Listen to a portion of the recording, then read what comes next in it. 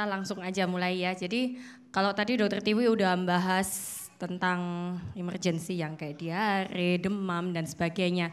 Ini satu lagi tentang yang cukup sering lah ya. Namanya anak kecil jatuh, luka dan sebagainya.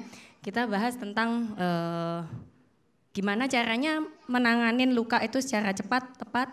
Karena kalau umumnya luka kan terjadi bukan langsung di rumah sakit ya, di rumah, lagi liburan kemana.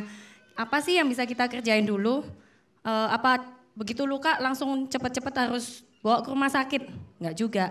Tanganin dulu apa yang bisa tanganin, yang perlu dibawa ke rumah sakit baru dibawa. Yang bisa tanganin sendiri ngapain bawa ke rumah sakit ya? Oke. Ya, yang penting kita selalu sedia ini. Satu. Air keran gampang, di mana-mana juga ada. Yang penting air bersih mengalir, ya, air bersih mengalir. Yang kedua sabun bayi. Kalau semuanya punya bayi ya pasti sabun bayi. Oke. Kenapa ini sabun bayi? Sebenarnya yang dicari adalah mild soap. Jadi sabun yang ringan. Nggak perlu yang sabun misalkan yang mengandung antiseptik dan sebagainya. Justru saya nggak menyarankan sabun yang mengandung antiseptik. Kenapa? Karena sabun yang mengandung antiseptik biasanya dia iritasinya tinggi. Jadi itu bukan mild soap, Cukup sabun bayi. Kita nggak perlu sampai yang steril, kayak steril di rumah sakit nggak perlu. Karena kuman itu dia baru bisa tumbuh dan berkembang setelah 8 jam. Jedanya panjang banget, 8 jam dari kejadian luka. Jadi kalau kita luka langsung bersihkan cukup sama air mengalir sama sabun aja, kuman udah kegelontor kok. Jadi yang penting adalah air ngalirnya itu, karena itu untuk ngelontor kumannya itu. Ya, sabun bayi cukup. Kemudian kain bersih atau anduk bersih, apapun lah yang bersih, nggak harus steril. Kain bersih. Kemudian baru, nah ini yang kayak tadi Dokter Tiwi bilang, larutan garam fisiologis, steril. Ini memang sedianya steril. Kalau ini sebenarnya di apotek kecil pun sekarang sudah lumrah ya. Jadi bilang aja cari NaCl atau garam fisiologis, itu orang apotek udah ngerti, biasanya dia dalam kemasan botolan kecil-kecil gitu udah dijual, udah lumrah. Tapi misalkan kita di daerah yang jauh dari apotek dan sebagainya, bisa bikin sendiri. Nanti ada saya ajarin caranya bikin sendiri ya. Nah, sarung tangan bersih aja, nggak usah sarung tangan steril. Sebaiknya ada. Kenapa? Terutama yang kita gunakan nanti untuk kalau kita menolong orang lain. Ya, kalau menolong diri kita sendiri atau nolong anak sendiri yang kita tahu kita nggak punya penyakit macam-macam, anak nggak punya penyakit macam-macam. It's okay lah kita nggak pakai sarung tangan, tapi sebaiknya ada. Kalau jaga-jaga kita mesti nolongin orang lain, tetangga dan sebagainya, kita nggak tahu mereka ada penyakit apa, karena cukup banyak penyakit yang ditularkan lewat darah atau cairan tubuh. Jadi sebaiknya kita juga proteksi diri kita sendiri dan juga memproteksi orang lain. Kemudian kasa steril gampang ya, apotek-apotek banyak yang jual itu kasa steril. Kemudian ini pinset dan gunting. Ya, ini penting ada di rumah. Saya nggak ngomong harus gunting yang bagus, pinset yang bagus, nggak usah. Yang penting ujungnya logam aja, bisa di sterilin atau bisa di alkohol. Atau kalau yang full logam kayak gini bisa kita rebus, bisa dibikin steril. Jadi kalau perlu untuk motong-motong kasa yang steril, motong plester yang steril dan sebagainya, itu bisa kita pakai. Kemudian, nah ini ini salep antibiotik. Ya, salep antibiotik alangkah baiknya kalau ada. Kalau misalkan nggak ada nggak apa-apa, nanti kita ngomong ada alternatif lainnya. Kemudian ini parafin gauze. Ngomongnya parafin gauze ya, tapi banyak yang ngerti parafin gauze itu apa. Mungkin kalau di luar, sorry saya ngomong brand aja. Karena kalau saya ngomong kayak gini nggak ada yang ngerti. Sofratul, Dariantul, Lomatul dan sebagainya, kalau cari di apotek-apotek tuh pasti ada ya. Kemudian plester yang kayak gimana dok? Terserah. Kalau nggak ada apa-apa pakai selotip juga nggak apa-apa. Ya, namanya juga emergency. Oke. Selanjutnya Nah ini tadi optional yang pertama. Nah ini kalau kita ada enak banget. Ya, ini namanya basic dressing set. Ya, jadi satu set gini, ini dalam satu plastik ukuran segini, itu sudah cukup lengkap. Saya nggak ngomong lengkap banget ya, tapi cukup lengkap. Kenapa? Dia di dalam satu ini sudah ada kasa sterilnya, biasanya 5 biji, ada kapas sih memang terus terang saya jarang sekali pakai. Ada sarung tangan sterilnya, ada pinsetnya udah steril, bahkan ada alas untuk kita kalau mau rawat supaya bersih aja alas. Ada ini juga sudah ada tempat plastik untuk tempat sampahnya nanti kalau buang-buang selesai kita ngerawat kotor. Jangan dibuang sembarangan ya karena itu kan bahan medis takutnya ada penularan penyakit dan sebagainya. Sebaiknya masukin ke kantong plastik sendiri dulu. Nah ini udah ada. Alangkah baiknya kalau ada. Tapi barang kayak begini ini terus terang di sini di Indonesia masih susah carinya. Ya oke lah kalau kita di rumah sakit sini kita memang sedia. Apotek-apotek besar sekarang mulai sedia. Mulai ada kayak saya tahu beberapa apotek besar kayak Titi Murni, Rini dan sebagainya itu dia mulai jual kayak beginian. Memang ini sangat membantu justru untuk di rumah sebenarnya. Ya, kalau di luar kayak apa di Watson apa gitu itu udah banyak sekali yang jual beginian. Karena mereka memang untuk prepare jaga-jaga untuk rawat luka di rumah karena ini praktis sekali. Tapi kalau nggak ada bukan berarti nggak bisa ngerawat ya, tetap bisa ya. Oke, lanjut. Nah, ini juga optional. Ini namanya hydrocolloid dressing. Hydrocolloid dressing. Kalau ini juga di Indonesia kita kalau mau cari di apotek-apotek mana-mana kadang-kadang susah. Mulai ada apotek-apotek besar mulai ada jual, tapi nggak semua apotek ada. Misalkan ada, ini enak sekali membantu kenapa kita bisa skip beberapa tahapan rawat luka karena satu si plester ini cuma digunting aja sesuai ukuran, luka udah selesai dibersihin tinggal tempel plek selesai. Nggak usah khawatir takut lukanya masih terlalu kering nanti sakit waktu dibuka, nggak akan sakit karena dia nggak nempel ke luka yang basah. Dia hanya nempel ke kulit yang kering. Kalau ada enak. Kalau di luar negeri ini udah di modelnya Century apa itu udah jual semua kayak ginian. Tapi di sini memang masih belum terlalu dikenal soalnya sama masyarakat awam. Oke, selanjutnya ini tadi saya bilang kalau nggak punya salep antibiotik nggak apa-apa. Kita pakai aja ini petroleum jelly. Ini memang kelihatan merek di sini. Sorry, soalnya saya nggak menemukan yang merek lain. Jujur aja saya nggak menemukan merek lain. Ini dulu susah carinya, tapi sekarang untungnya di Indonesia sekarang udah gampang banget. Apalagi Jakarta. Jakarta sekarang hampir semua Century, Guardian apa udah jual semua. Apotek-apotek kayak Kimia Farma sekarang jual semua. Ini sebaiknya kita sedia di rumah. Kenapa? Gunanya banyak sekali. Ya, dia nggak mengandung antibiotik memang, tapi dia petroleum jelly itu kayak salep, kayak bahan dasarnya salep. Ya, ini penting apalagi buat luka. Ya, kalau luka itu kan kita maunya luka itu tetap lembab. Luka ingat ya, lembab. Nggak boleh kering. Jangan ngomong luka biarin kering aja lebih cepat sembuh, salah malahan. Luka kering itu bukan sembuh. Ya. Jadi luka kalau mau sembuhnya bagus harus lembab. Ini untuk pelembabnya luka. Selain kalau luka, kalau misalkan sunburn tahu ya. Jadi kita main-main di pantai apa, kulitnya sakit kebakar. Ini aja cukup. Ini aja. Bibir pecah pakai ini. Beres. Ya, jadi gunanya dia banyak sekali. Selanjutnya, kalau nggak ada ini, misalkan nggak dapat di daerah gitu ya. Nggak ada dok, vaselin kayak begini di daerah nggak ada. Gampang apa? Madu. Madu, jangan ngomong madu nggak ada ya di daerah. Madu pasti ada lah ya. Pokoknya madu yang kayak gimana dok, merek apa? Enggak, saya nggak peduli merek. Yang penting cari madu murni aja. Ya, yang mengandung bipolen, yang mengandung propolis nggak peduli saya, yang penting madu murni. Kenapa?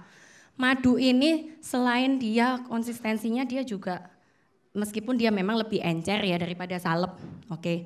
Tapi dia cukup lengketnya cukup bisa nempel di kulit, cukup bisa nempel di luka, ya. Selain itu madu itu mengandung madunya itu sendiri, mau yang dari apa katanya, yang dari sarangnya, tawonnya, yang dari ininya, lebahnya, yang dari apanya, nggak peduli. Yang pokoknya namanya madu itu pasti mengandung antimikroba, pasti mengandung kayak antibiotik gitu, tapi alami. Makanya kenapa saya suka sekali kalau ada madu, karena ini oke, bisa untuk menggantikan antibiotik sementara. Kalau enggak yang untuk infeksi berat ya. Kalau untuk yang pencegahan oke. Yuk. Selanjutnya, nah ini tadi larutan garam fisiologis atau kalau umum di luar kita ngomongnya NaCl. NaCl itu kalau misalkan nggak bisa dapat, bisa kita bikin sendiri. Caranya gampang, sediain aja botol kaca, botol kacanya rebus, jadi steril botolnya, rebus air mendidih, kalau bisa air suling, kenapa? Supaya nggak banyak endapan, ya. Air suling, tambahin 2 sendok teh garam, udah sampai bisa yang larut. Kalau udah mendidih, masukin dalam botolnya, biarin dingin dulu, jangan panas-panas dipakai ya. Jadi biarin dingin dulu, udah tutup. Ini bisa tahan sampai seminggu 1 botol. Jadi setelah bikin kasih tanggal, ini bisa dipakai sampai seminggu ke depan.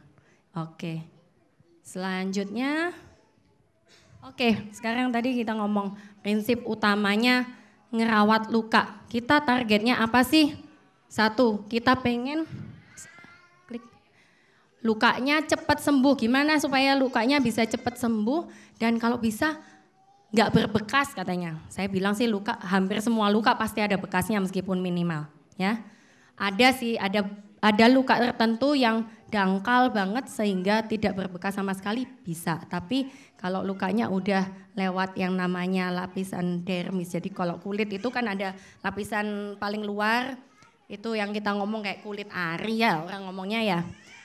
Kalau lukanya sebatas itu sih dia pasti sembuh sempurna. Kalau dia udah masuk ke dalaman dikit gitu, namanya dermis. Dermis itu ada dermis superficial, dermis atas sama bawah.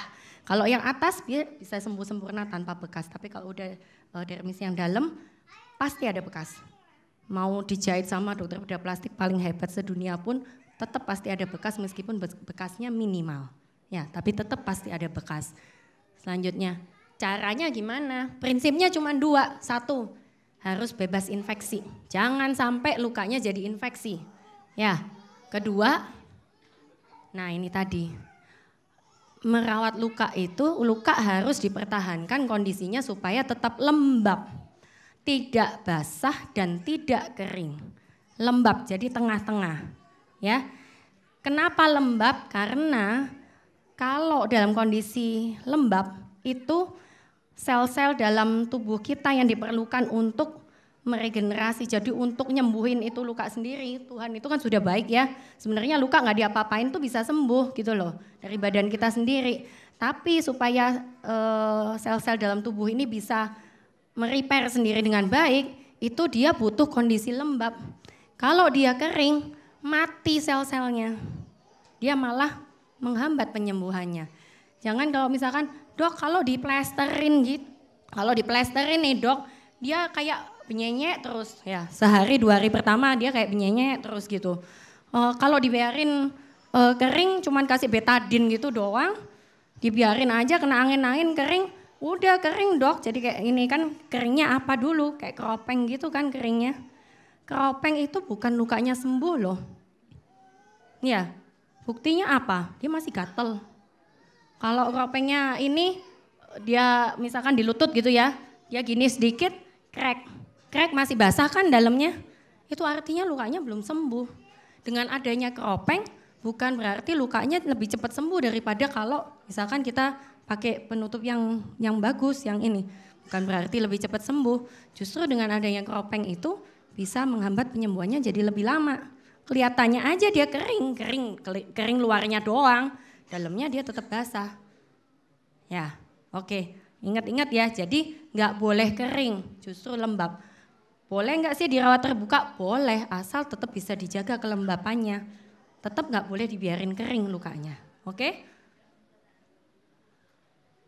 Berikutnya. Oke, sekarang kita masuk ke lebih detail ya, masing-masing lukanya. Yang ini saya cuma ngambil beberapa contoh luka yang cukup sering terjadi di lingkungan rumah dan sekitarnya. Yang pertama, nah ini tamparannya main gunting kena, atau mulai belajar potong-potong, anak kecil ya kena pisau. Nggak cuma anak kecil aja sih, ibunya juga ya. Kemudian jatuh, luka sayat begini ya. Terus belajar main sepeda dan sebagainya, jatuh atau kena di siku ya. Slide. Ini kita ngomongin tentang luka sayat dan luka lecet. Oke, slide. Nah, langsung aja biar gampang ingetnya, kita langsung ngomong step by stepnya aja. Yang pertama sih kita lakukan apa? Yang pasti adalah kalau kita nolong orang lain, ini saya tadi bilang kalau nolong orang lain sebaiknya gunakan sarung tangan untuk proteksi diri kita sendiri maupun proteksi ke orang lain, mencegah penularan penyakit. Yang kedua, kalau lukanya berdarah, hentikan dulu berdarahnya. Nggak usah bingung, kotor, banyak ini kena pasir dan sebagainya. Nggak apa-apa, dengan pasir mau diblek gitu sama kain bersih, nggak apa-apa. Ingat seperti kata saya tadi, kuman itu baru tumbuh dan berkembang setelah 8 jam. Jadi mau pasir dengan kotor, masih pasir-pasir, kena aspal dan sebagainya, tekan itu bukan kita masukin kuman ke dalam luka, enggak. Kuman pasti ada kontaminasi sedikit-sedikit di situ, nggak apa-apa. Tumannya nggak tumbuh, kalau belum 8 jam kumannya nggak akan tumbuh. Ya, kita cuma neken ini dalam hitungan 5-10 menit aja. Ya, untuk menghentikan. Ya, cukup tekan di atas lukanya aja, tekan tapi tekan betul. Jadi bukan ditekan sambil dimasaj ya, enggak ya. Karena kalau dimasaj bukannya dia malah berhenti, malah dia pembuluh darahnya makin ini lagi, berdarahnya nggak berhenti-berhenti, tekan terus, tekan 5-10 menit di atas luka. Saya tidak pernah menyarankan kalau misalkan nih luka di jari, darahnya banyak dok, sampai harus diikat. Nggak, jangan pernah kerjakan itu. Kalau di rumah sakit lain, karena kita udah punya perkiraan kalau ngikat ini boleh berapa lama, kalau ngikat ini boleh berapa lama ya. Tapi kalau di rumah, di lingkungan sekitar, kita pertolongan pertama cukup di tempatnya itu aja, tekan aja di situ. Nggak perlu pakai diiketin karet supaya berhenti ininya, iketin di sini sama kain kencang-kencang. Jangan kerjakan itu. Kenapa? Itu mengganggu aliran darah secara total ke ujung. Akibatnya bisa fatal malahan karena dia nggak dapat darah sama sekali di ujungnya. Oke, selanjutnya cuci. Kalau udah darahnya berhenti, kita nggak ngomong darah itu berhenti total. Paling nggak dia nggak mancur-mancur lagi, ya. Cuci, bilasnya pakai apa? Air ngalir aja dulu. Nggak usah pakai yang NaCl itu tadi dulu, buang-buang banyak. Air ngalir dulu, tujuannya itu kalau ada kerikil, ada tanah apa, bilas biar digelontor, kuman-kuman juga ikut gelontor. Tambahin sabun bayi, pakai sabun ya, pakai sabun. Kemudian kalau udah bersih, baru kita kerocok sedikit sama yang larutan garam fisiologis cair tadi, steril tadi. Jadi sterilnya terakhir aja, ya. Udah bersih, baru di steril sedikit. Lanjut. Nah setelah itu kita keringinnya karena tadi udah kita gelontor sama cairan steril, kita keringkan dengan kasa steril. Lanjut. Nah setelah itu gimana? Supaya lukanya tetap lembab, seperti yang tadi saya bilang lembab, di atas lukanya kasih salep antibiotik, atau kalau nggak ada salep antibiotik tadi boleh pakai petroleum jelly tadi, atau kalau nggak ada lagi pakai madu pun boleh ya.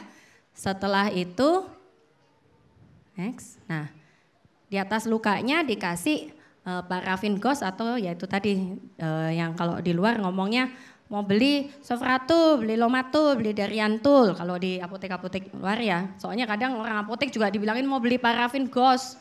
Apa itu? Nggak ngerti juga mereka. ya. Jadi itu tujuannya apa sih kasih ini? Jadi kalau udah gini sebaiknya jangan langsung tutup sama kasa ya. Kenapa? Nanti waktu buka itu dia jadi lengket sama lukanya. Kalau dia lengket, waktu kita buka, kadang kita bukanya cepet-cepetan ya, apalagi kalau sama anak kecil ya, namanya anak kecil dulu udah teriak-teriak duluan, meskipun baru dibuka plesternya aja dia udah teriak-teriak duluan, akhirnya udah cepet-cepet bukanya. Nah, luka yang udah mau sembuh, itu malah dia keklopek lagi karena sebagian dia nempel sama kasanya. Jadi tujuannya ngasih ini, dia kan modelnya kayak jaring-jaring gitu ya. Nah, ada bagian lubang, ada yang ini, itu tujuannya dia kayak kasih jembatan antara luka sama kasa penutupnya.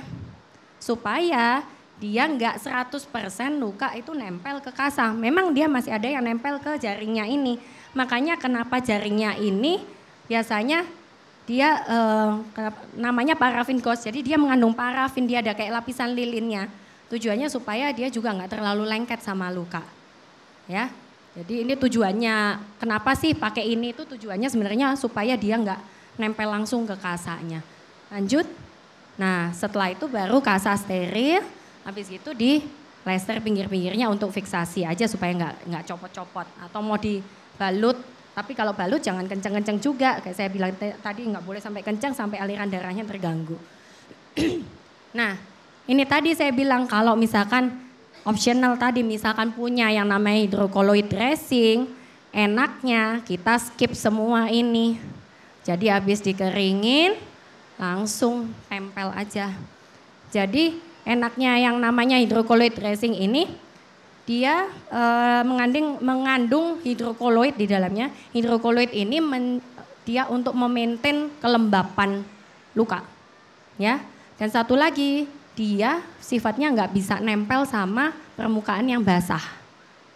Dia nempelnya cuman ke kulit sekitarnya yang kering. Makanya kalau mau pakai ini kulit sekitar lukanya harus kering betul. Kalau enggak dia nggak mau nempel. Jadi waktu bukanya juga lebih nyaman. Apalagi kalau anak-anak ya.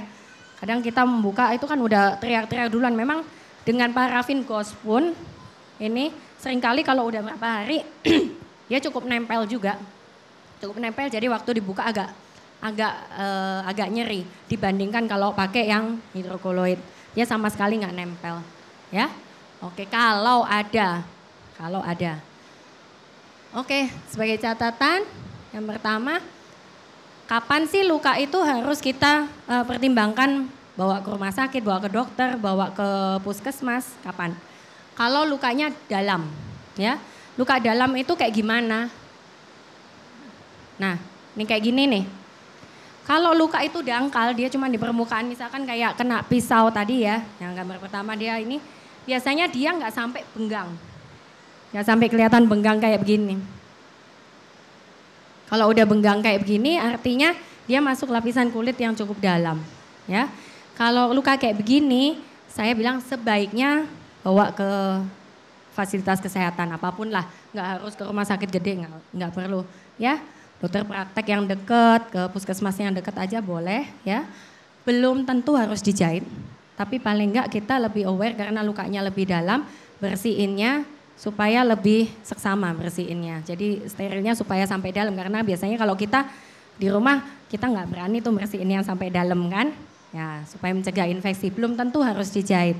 Ya, nanti yang menentukan ini kira-kira dijahit apa enggak biasanya nanti dokternya. Kira-kira luka kayak gini aja nggak perlu jahit, kadang dipasangin kayak plester modelnya kayak kupu-kupu gitu aja cukup, nggak perlu sampai dijahit bisa ya. Oke, selanjutnya ini juga luka dalam. Ini anak kecil main di treadmill, tangannya masuk ya. Nah ini kulitnya ngelupas dan nggak sekedar ngelupas biasa, tapi kalau udah kelihatan putih-putihnya kayak begini, nah ini artinya kehilangan kulitnya cukup dalam ya. Jadi kalau udah kayak begini, tapi tetap jangan panik dulu, bersihin dulu. Jangan langsung langsung ini ngelupas langsung cepet-cepet bawa ke rumah sakit. Nggak usah, nanti di rumah sakit masih nunggu lagi antriannya berapa jam, kelamaan. Cuci dulu ya. Kayak tadi cara-caranya itu kasih salep dulu, balut sebisanya dulu biar dia bersih dulu, baru bawa ya. Terus selanjutnya ini juga kelihatannya luka lecet biasa ya, tapi lihat di sini. Ini kalau ada warna putih kayak gini artinya ini luka lecetnya melibatkan skin loss, jadi ada kehilangan kulitnya. Kalau kayak gini sebaiknya bawa ke fasilitas kesehatan ya. Oke. Nah ini tadi kalau kita ngerawat luka secara tertutup, saya terus terang aja pendapat saya kalau pada anak kecil sebaiknya ngerawat luka itu tertutup. Kenapa? Jadi nggak trauma anaknya, harus dibersihin tiap hari ya. Kalau rawatnya ditutup, nggak perlu dibuka tutup tiap hari. Justru sebaiknya enggak. Kenapa? Supaya kita kasih kesempatan untuk si luka ini secara natural dia bisa sembuh dulu. Ya, sebisa mungkin pertahankan slide. Pertahankan sebisa mungkin minimal 3 hari. Kalau bisa sampai misalkan luka kayak lecet gitu biasanya kalau bisa sampai 7 harian malah lebih bagus. Biasanya dalam 7 hari kalau luka lecetnya dia dangkal itu 7 hari dibuka sembuh lukanya. Jadi nggak perlu gonta-ganti bikin trauma anaknya sakit, bukan bikin lukanya lebih cepat sembuh, malah lukanya tambah lama sembuhnya soalnya tiap kali dibuka ada yang keikut ke kasaknya dan sebagainya, malah kelamaan sembuhnya. Jadi kalau bisa ditutup secara bagus, tadi udah steril bagus, diemin aja kalau bisa sampai 37 hari lebih bagus ya. Kecuali kalau kotor ya jangan dibiarin sampai 7 hari. Kalau kotor ya mesti kita ganti ya. Atau kalau rembes basah awal-awal kan biasanya bekasnya darah apa masih keluar-keluar kayak gitu ya kita ganti dulu. Atau kalau kekelupas anaknya main-main, lasernya kelepas dan sebagainya ya ganti. Atau kalau kita kelihatan ada tanda infeksi. Kalau kelihatan ada tanda infeksi langsung bawa ke fasilitas kesehatan. Tanda infeksi itu seperti apa? Slide. Nah, tanda infeksi itu nih kita lihat ya. Jadi sini kulitnya jadi merah ya, dia tambah lama tambah nyeri. Biasanya kalau luka, kita baru luka, nyerinya itu biasanya cuma hitungan berapa jam pertama. Enggak sampai 1 hari, bahkan enggak sampai 24 jam. Kalau lewat 24 jam tadinya udah enggak apa-apa nih, udah enggak sakit. Habis gitu kok anaknya rewel lagi, ya tambah sakit atau apa. Nah itu kita mesti awas, berarti ada bahaya infeksi. Ya, biasanya juga timbul kayak begini lewat dari 1 hari, minimal lewat dari 8 jam. Karena tadi saya bilang kuman itu baru tumbuh kalau udah lewat 8 jam. Jadi kalau dia nyerinya bertambah, kulitnya merah, terus kalau diraba gitu kulit sekitarnya teraba hangat, apalagi kalau kelihatan keluar nanah, di kasaknya itu kelihatan keluar nanah, biasanya nanah itu warnanya selalu keruh ya. Kadang ada orang, dok ini bernanah, padahal yang keluar cairannya itu kuning jernih, itu bukan nanah, itu cairan dari luka yang normal. Kalau luka itu belum sembuh betul, biasanya luka itu masih mengeluarkan cairan normal kalau kuningnya jernih. Tapi kalau kuningnya keruh apalagi hijau itu udah pasti nanah ya. Apalagi disertai demam. Ini tanda-tanda infeksi harus dibawa ke fasilitas kesehatan ya. Nah, jenis yang kedua nih, kena di daerah mulut. Nah, atau di dalam mulut, kadang di lidah bisa. Nanti dia jatuh, kena gigi kegigit, ya. Atau ini kalau ada yang anak gedean udah pasang ini bracket kena bibirnya, karena dia jatuh ini bisa juga. Ya, lanjut. Nah, yang pertama hentikan perdarahan. Pokoknya prinsipnya kalau luka berdarah ya hentikan dulu perdarahannya. Caranya gimana? Kompres pakai sesuatu yang dingin ya, mau pakai ice pack, pakai es batu dibungkus sama kain, sama anduk tipis, boleh. Tekan aja di daerah yang berdarah ya. Kalau kita ngomong anak kecil susah dong kita mau ngompres kayak gitu, udah berontak gitu gimana? Kalau bisa ngulum es batu, suruh aja ngulum es batu.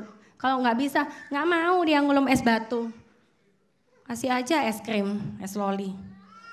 Dok itu kan ini mengandung pewarna dan sebagainya, manis, gula, nggak peduli.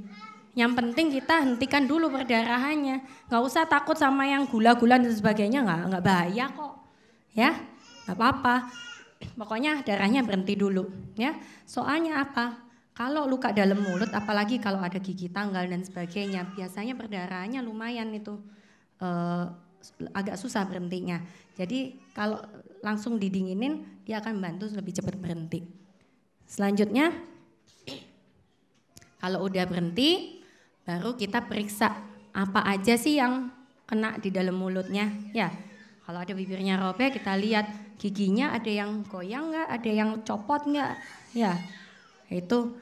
Terus mukosa, pipi bagian dalam cek juga, ada yang luka enggak, lidahnya oke enggak, langit-langitnya oke enggak. Jadi periksa dalam mulutnya. Karena itu nanti menentukan kita perlu bawa ke dokter atau enggak, atau udah cuman bibirnya doang bisa kita atasin sendiri, bisa ya. Oke. Selanjutnya, nah kalau udah diperiksa udah tahu kayak gimana, dicuci tetap meskipun dalam mulut perlu dicuci. Cucinya apa? Kumur aja sama air garam.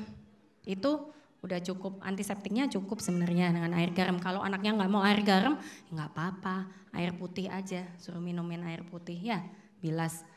Terus selanjutnya, nah kalau lukanya di bibir luar, ya bisa dikasih kayak madu, petroleum jelly tadi atau salep bisa dikasih, ya. Kalau yang di bibir luar, di bagian dalam boleh ada salep-salep tertentu yang bisa masuk di dalam mulut, boleh pakai, tapi kalaupun nggak pakai juga nggak apa-apa. Kenapa? Self healingnya luka di dalam mulut itu luar biasa bagus. Ya memang Tuhan udah menciptakan kayak begitu. Jadi di dalam mulut susah kan kita mau ngerawat kayak gimana, tapi self healingnya bagus meskipun mulut itu nggak steril loh. Ya ada kumannya, tapi cukup dengan kita jaga oral hygiene, kalaupun anaknya nggak bisa gosok gigi pun masih cukup bilas air putih aja, pokoknya tiap kali makan, tiap kali minum selain air putih, minumin air putih agak banyak, cukup ya untuk jaga oral hygiene, dia bisa sembuh sendiri kok, nggak sampai seminggu udah sembuh biasanya ya. Oke, selanjutnya catatan. Nah ini tadi kalau pas diperiksa tadi ada gigi yang copot, goyang, lukanya dalam, ternyata jadi nggak berhenti-berhenti darahnya, atau dia kotor udah dibilasin nih sama udah dikumurin sama air garam sama air putih, tetap sisa-sisa kerikil dan sebagainya itu nggak mau lepas, sebaiknya bawa ke fasilitas kesehatan supaya bisa dibersihkan dengan betul ya. Selanjutnya kalau ada gigi tanggal tadi juga baiknya bawa ke fasilitas kesehatan. Kenapa? Kita nggak ngomong anak kecil masih gigi susu dok, nggak apa-apa biarin aja, nanti kan gigi sulungnya masih belum tumbuh, nanti tumbuh juga nggak apa-apa. Hati-hati, kalau ada kerusakan sama gigi susu, biasanya pertumbuhan gigi sulungnya juga akan terhambat. Makanya sebaiknya diperiksakan ya. Nah itu tadi. Yang penting kalau misalkan cuma lukanya sedikit-sedikit dirawat di rumah sendiri, yang penting oral hygiene-nya tetap harus dijaga. Kalau tiap kali makan atau minum selain air putih, bilas dengan air putih. Kalau bisa kumur dengan air garam, lebih bagus lagi ya. Jadi berapa kali sehari dok? Ya sesering mungkin, pokoknya tiap kali habis makan atau minum selain air putih ya. Kalau memungkinkan tetap gosok gigi kalau bisa, kalau mentok nggak bisa ya udah nggak apa-apa, dimaafkan, cukup kumur-kumur aja. Sebisa mungkin hindari makanan yang panas, termasuk yang anget-anget ya dalam 36 jam pertama. Kenapa? Supaya nggak memicu timbulnya perdarahan ulang. Selanjutnya, nah ini juga sering kejadian ini, anak kecil mulai ini kecepit pintu, kecepit lemari dan sebagainya ya. Kukunya jadi hitam atau jarinya kecepit, bahkan ini sampai yang kejadian sampai kayak begini ya. Oke, selanjutnya apa yang mesti kita kerjakan? Slide. Sama, nomor 1 hentikan dulu perdarahannya. Caranya apa? Kompres dingin dan jangan lupa kalau jari angkat ya. Seangkat sedikit, nggak usah, setinggi jantung aja cukup, setinggi jantung. Jadi sedadanya anak aja cukup. Kenapa perlu diangkat? Karena supaya dia nggak gampang bengkak. Ya, bengkak udah pastilah. Cuma supaya bengkaknya nggak terlalu parah dan perdarahannya nggak ngocor-ngocor terus juga. Ya, itu diangkat aja. Terus setelah udah berhenti perdarahannya, kita periksa sejauh mana kerusakannya. Yang pertama, biasanya kalau dia sekedar itemnya cuman kecil tuh, nggak sampai 1/4 permukaan kuku, nggak ada luka dan sebagainya, biasanya didiemin aja juga nggak apa-apa. Ya, diemin aja biasanya nggak apa-apa. Ini ngomong biasanya ya, nggak 100% ya, biasanya nggak apa-apa. Nggak perlu tindakan macem-macem, nggak perlu kasih salep, nggak perlu kasih macem-macem, nggak usah, diemin aja. Nanti itemnya hilangnya kapan? Biasanya dia ngikutin pertumbuhan kuku. Kukunya jadi jelek apa enggak? Ya, itu yang sering jadi pertanyaan. Kukunya jadi jelek apa enggak? Saya nggak bisa jamin kukunya jadi jelek atau tetap bagus karena kita nggak tahu. Perdarahan ini kan terjadinya di bawahnya kuku. Nah, yang ada luka berarti kan yang nail bednya, jadi dasarnya kuku. Sejauh mana kerusakannya? Kalau kerusakannya parah, biasanya memang dia mempengaruhi pertumbuhan kuku berikutnya. Kukunya bisa jadi nggak bagus. Kalau kerusakannya cuma minimal, biasanya sih tumbuhnya oke-oke aja. Selanjutnya, kalau misalkan disertai ada luka, caranya ya seperti tadi. Yang pertama, rawat lukanya seperti tadi, ya. Selanjutnya, nah ini kalau dia luas, cukup luas itemnya itu, apalagi disertai nyeri dan bengkak yang bertambah, ya. Kalau nyeri bengkak di awal 24 jam pertama dia nyeri bengkak, asal dia berangsur-angsur reda, nggak masalah. Tapi kalau nyerinya makin lama makin nambah, apalagi udah lewat 24 jam dia makin nyeri, sebaiknya bawa ke fasilitas kesehatan. Satu lagi, apalagi kalau disertai deformitas. Deformitas itu apa? Jadi bentuknya berubah, entah kukunya jengat atau jarinya jadi bengkok dan sebagainya, harus dibawa ke fasilitas kesehatan. Ya, lanjut. Ini saya nggak ngomongin apa yang bakal dikerjain di fasilitas kesehatannya ya. Pokoknya penanganan pertamanya. Oke, nah ini yang terakhir sengaja saya taruh di slide terakhir karena ini yang banyak sekali salah nanganinnya. Luka bakar, ya entah kena air panas, entah kena api, entah kena listrik dan sebagainya ya. Oke, sengaja saya taruh slide terakhir supaya masih ingat nih. Yang pertama, kalau ada kena luka bakar, pertama yang kerjakan, misalkan kena di badan, lepas bajunya. Ya, langsung lepas pakaian atau kena api, langsung lepas pakaian. Kenapa? Supaya dia enggak, karena pakaian ini kadang bahan pakaian kayak nilon dan sebagainya, dia justru menyekap panas di situ, membuat kerusakannya lebih dalam. Lepas bajunya, ya, lepas dulu bajunya, termasuk kalau ada perhiasan, ya, cincin, gelang, jam tangan. Kalau ada yang melingkar di daerah yang terkena luka bakar, lepas. Kenapa? Karena dia pasti akan tambah bengkak. Biasanya dalam 3 hari pertama itu fasenya masih dia tambah bengkak, tambah bengkak, tambah bengkak. Kalau nggak segera dilepas, akhirnya dia kecepit. Kalau udah kecepit, efeknya seperti tadi. Kalau jari diikat, nggak ada aliran darah ke ujungnya, bahaya malahan. Jadi langsung lepas, ya. Yang kedua, kalau udah nggak usah bingung cari apa yang bisa diolesin, jangan. Nggak usah bingung ngolesin apa-apa dulu, siram aja sama air. Sebisa mungkin air mengalir. Harus yang steril apa? Enggak, kan saya tadi bilang kuman baru tumbuh kalau udah lewat 8 jam. Jadi pertolongan pertama, apa aja pokoknya airnya bersih, ngalir, ya. Nggak usah air es, ya. Air cukup air keran aja udah paling gampang. Kamar mandi, ada kamar mandi, masukin anaknya kamar mandi, siram sama shower. Udah, sampai berapa lama diguyurnya? Sampai biasanya nyerinya berkurang. Ya, nyeri nggak mungkin hilang total, tapi paling nggak berkurang. Nyeri yang berkurang itu menandakan bahwa suhunya mulai netral. Jadi intinya yang pertama itu kita mencegah kerusakan lebih dalam. Jadi ini kena panas kita turunin suhunya, tapi nggak boleh mendadak nuruninnya. Jangan langsung kasih es atau air es, ya. Karena penurunan suhu yang mendadak itu malah membuat reaksi kulitnya melepuh, lebih gampang melepuh. Kalau kita lihat ada beberapa kasus nih, luka bakar yang kena api nih, LPG meledak, tapi kulitnya bisa nggak melepuh loh. Kalau dia nanganin awalnya bener, bisa loh, yang lepuh tuh cuma sedikit. Kerusakannya dangkal banget, padahal api ya. Api kita tahu dalam biasanya. Ya, api kalau dia penetralan suhunya bagus, kalau dengan air mengalir, dia kan suhunya turun bertahap. Ya, airnya kan ngalir. Jadi dia turunnya pelan-pelan, itu yang bagus. Jadi dia nanti pelan-pelan dia nyerinya juga akan berkurang, kalau udah berkurang udah stop. Bisa sampai kadang ada yang 15 menit cukup, ada yang sampai setengah jam, ada yang kadang sampai 1 jam, asal anaknya nggak sampai kedinginan menggigil aja, ya, pokoknya siram aja. Selanjutnya, nah kalau misalkan ada yang, kalau udah selesai jelaskan kita periksa, kalau ada kulit yang melepuh kita apain? Cain sama peniti, nggak boleh, ya, biarin aja, jangan. Kalau kita pecah-pecahin malah bahayanya yang kita pakai buat mecahin steril nggak ini? Lain kalau udah masuk ke fasilitas kesehatan sama dokternya pakai jarum steril dan sebagainya dipecahin, lain ceritanya.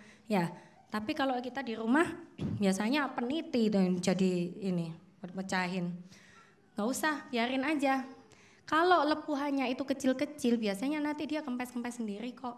Ya, kempes nanti kulitnya ada yang lupas, nggak apa-apa ya, memang wajar. Itu kan kulit yang lepuh kan kulitnya mati memang sebenarnya. Yang di atas tuh kulitnya mati, biarin aja.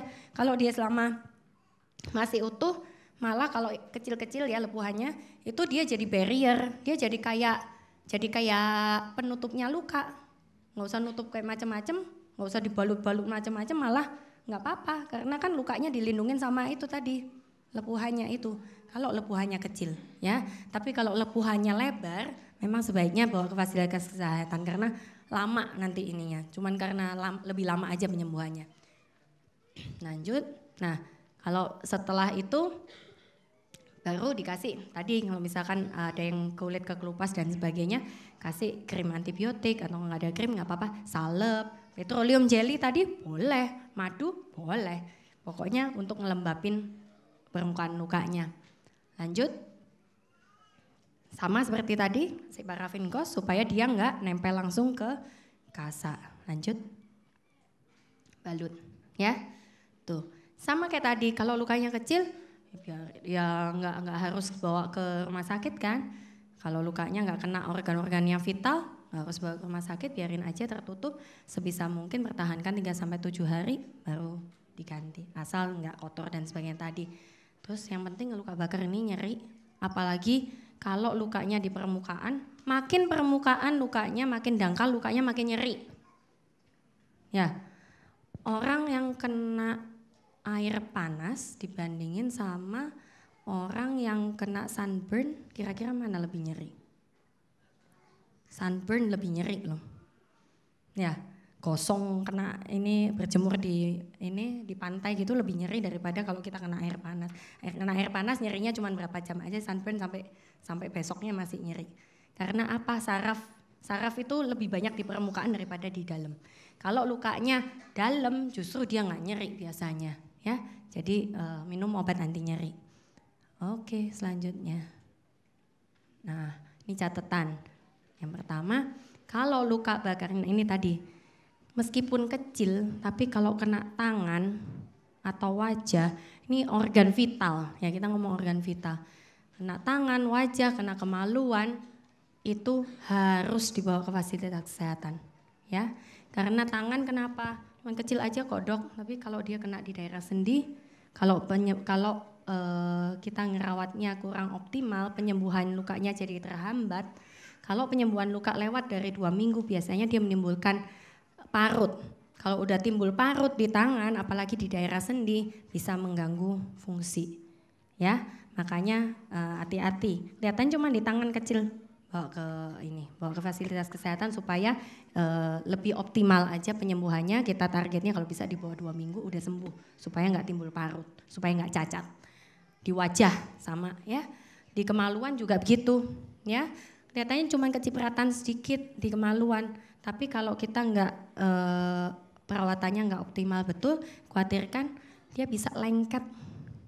Akhirnya pipis susah, BAB susah, ya. Jadi sebaiknya bawa ke fasilitas kesehatan. Apalagi kalau luka bakarnya luas, ya.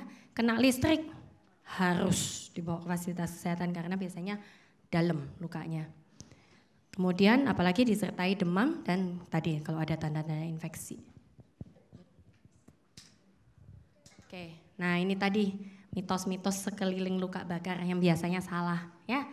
Satu, habis luka bakar panas langsung di es tadi kan saya udah bilang ya, jangan ya. Cukup air ngalir, cari es batu juga nggak gampang ya. Lebih gampang cari keran daripada nyari es batu ya. Yang kedua, nah odol ya. Itu sampai di mana-mana sampai sekarang pun saya udah bolak-balik ngomong di mana-mana jangan kasih macam-macam ya masih aja ada yang datang udah kasih odol gitu ya. Prinsipnya apa sebenarnya pendingin oke ya saya bisa menerima pendinginnya tapi ingat kita bersihin odol dari permukaan luka itu susah banget ya. Terus odol ini dia biasanya mengandung astringent jadi dia narik cairan tapi dia lengket. Mendingan narik cairan dia gampang dicopot. Narik cairan dia lengket, lukanya jadi kering. Ya, lukanya jadi kering, nyeri lagi karena iritasi bahan-bahan yang ada dalam odol, ya. Biasanya kan ada odol yang mengandung min dan sebagainya malah dia iritasi. Jangan. Ingat loh ya, yang ikut ini pulang dari sini kalau ada yang ini sampai dikasih odol. Oke. Habis gitu apa? Mentega. Nah, yang paling sering kan? Ini mentega, kasih minyak goreng, kasih kecap. Iya enggak? Ayo saya nanya iya enggak? Banyak enggak yang kayak gitu? Banyak. Ya ini ceritanya habis kena kecipratan minyak panas, habis gitu kasih mentega, kasih minyak goreng, kasih kecap langsung digoreng aja lagi. Enggak boleh ya. Itu tadi jadi bahan-bahan kayak gitu tuh enggak ada perlunya. Ya malah bikin bersihin lukanya jadi susah ya apalagi kita mentega kayak begini di dapur, mentega di dapur kontaminasinya tinggi malahan ya. Minyak goreng ngapain sih kasih minyak goreng ya pakai itu tadi yang kayak petroleum jelly kasih madu oke ya kecap apalagi kecap buat apa dikasih kecap itu saya juga bingung dari dulu ini kenapa sih kok dikasih kecap segala ya. Tepung ini banyak ya banyak di ini sama alasannya supaya dingin ya cuman jangan kenapa karena begitu tepung kalau tepung ditaburin ke luka ya dia memang efek dingin awal dia efek dingin habis gitu dia bentuk lapisan di atas luka dia membekap panasnya ini jadi panasnya nggak bisa keluar malah dia menimbulkan kerusakan yang lebih dalam ya jangan oke. Yang berikutnya yang sering minyak tawon ya. Minyak tawon, minyak gosok dan sebagainya itu katanya obat dewa, mujarab buat segala macam luka dan ini ya. Awas banyak yang sensitif sama minyak tawon. Ya banyak yang alergi sama minyak tawon. Satu luka bakar dikasih yang kayak beginian ini tambah panas. Ya tambah iritasi. Yang kedua yang kita khawatirkan adalah yang alergi sensitif itu cukup banyak. Oke, saya rasa itu. Nah, oh belum, sorry sampai lupa. Ya, ini peringatan ini. Yang pertama, dalam setiap, kalau ada luka, jangan cuma mikirin lukanya doang. Ya pertama kita nanganin lukanya supaya dia supaya bersih dulu kita bersihin. Setelah itu kita harus waspada adanya cedera yang lain. Jadi kalau anak jatuh, kayak tadi yang dokter Tiwi ngomong trauma kepala. Ya, jatuh kena kepala. Cuman lukanya aja yang dibingungin. Nanti bekas, nanti ini jelek apa, nggak usah bingung itu dulu. Lihat dulu tanda-tandanya. Yang pertama, itu tanda yang lain. Ada nggak dia sempat pingsan nggak atau sempat turun nggak kesadarannya. Yang kedua, sempat muntah nggak anaknya. Yang ketiga, ada kejang nggak? Ya, itu harus kita waspadai biasanya observasi dalam 24 sampai 48 jam pertama karena kalau misalkan ada cedera otak biasanya kelihatan tanda-tandanya dalam 24 sampai 48 jam pertama ya. Itu tadi. Termasuk cedera yang lain misalkan tangan kena ini kita juga mesti waspada ada patah tulang atau enggak. Makanya mesti waspada adanya cedera lainnya. Nah, ini Pertanyaan-pertanyaan yang sering sekali ini. Ini juga termasuk obat mujarab yang pasti ada di rumah ya, pasti ada. Saya bukannya anti sama betadin ya, tapi nggak semua luka perlu betadin. Nggak semua luka, saya ngomong nggak semua luka ya. Jadi yang sering terjadi adalah apa? Begitu anak jatuh, luka langsung total betadin, cerep.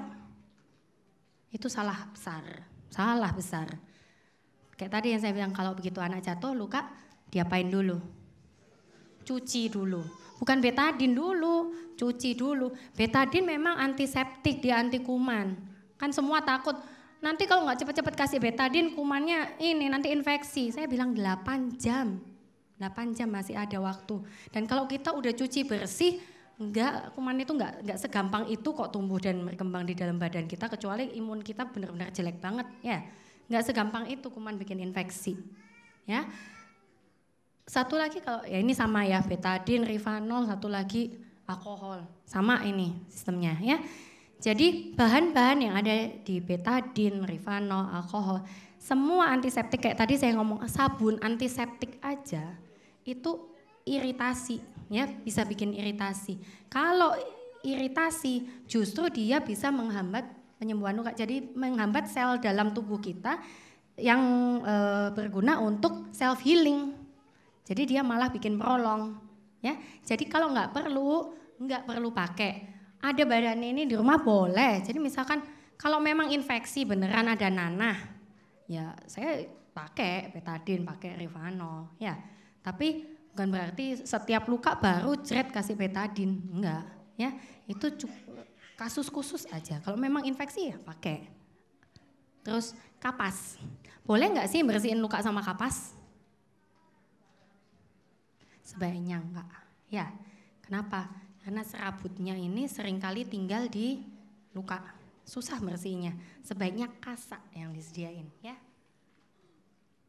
Nah, ini juga sering. Kalau luka lecet tiupin. Ya.